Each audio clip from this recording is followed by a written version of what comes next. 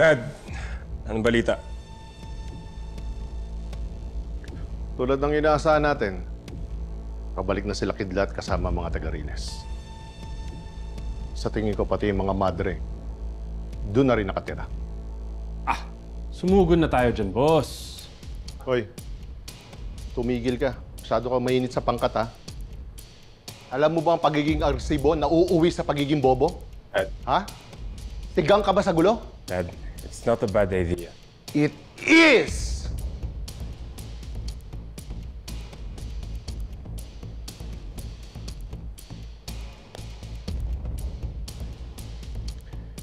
Binalik nila yung Bantay Riles.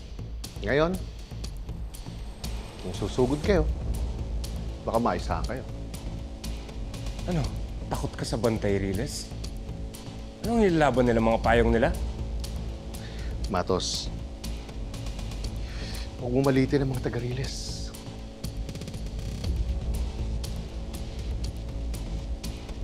We'll stick to the plan. Magpalamig muna kayo. Intindihan mo? Naiintindihan mo! Argus, sumama ka muna sa akin.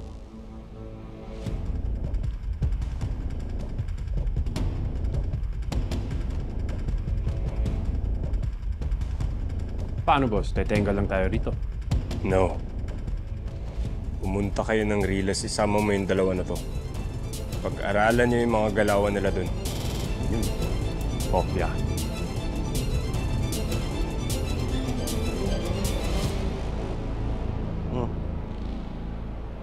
Diretso muna tayo doon. Te, ingat ha. Guys, teka, wait lang. Alam niyo, super excited talaga ako. Kasi tagal ko nang gustong try to eh. Kaso natatakot lang ako kasi parang delikado. Grupo-grupo naman tayo eh. Basta tatandaan nyo, hindi tayo makikipaglaban. Pag may nakita tayong kahinahinala, tawag tayo agad ng tulong. Ganon ang trabaho ng Bantay Riles. Lady, huwag ka na kaya sumama. Mapagod ka na eh. Mapasama pa sa'yo. Bakit? May sakit ka ba? Hindi, wala. Okay lang ako. Sige na. Sumama ka na. Basta sa akin ka sumama. Masama rin ako kay ate. Ako na bahala sa'yo. Oo. Siguraduhin mo lang ah.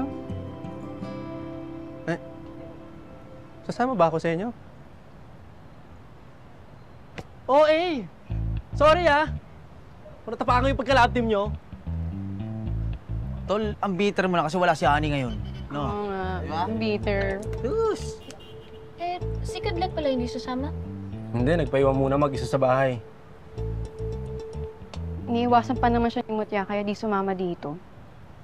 Kailan kayo magiging okay yung dalawang mo? Siguro, bigyan muna natin sila ng time. Mabuti pa, rumonda na tayo.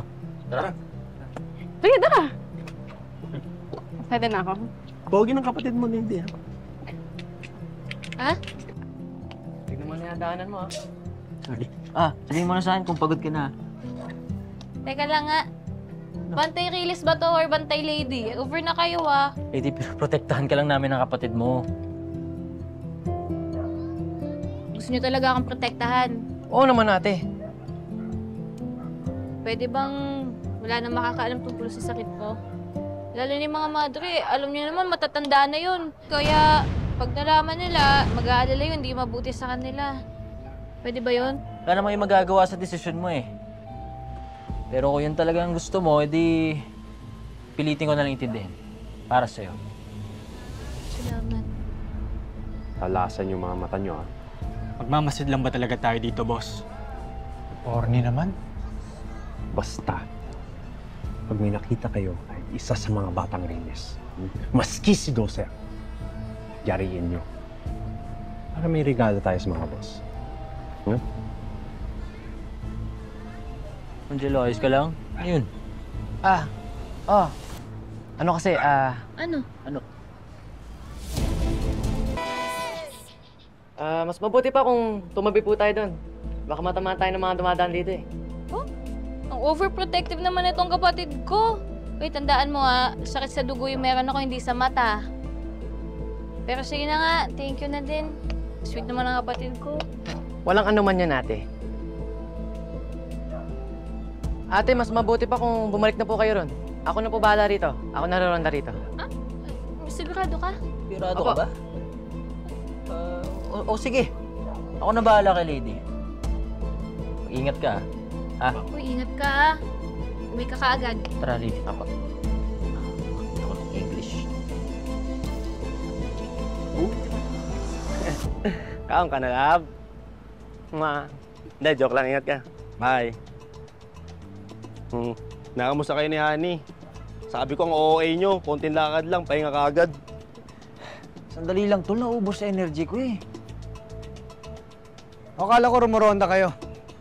Parang tumatambay lang. Oo nga, pagsabihan mo nga itong mga to. Ginagawa mo dito? Kaya nga, di ba pahinga ka muna? Wala ka bang tiwala sa amin? Kaya-kaya namin to. Mga tol, napaisip kasi ako sa mga sinabi nyo. Lalong-lalo na yung sa'yo, Kulot.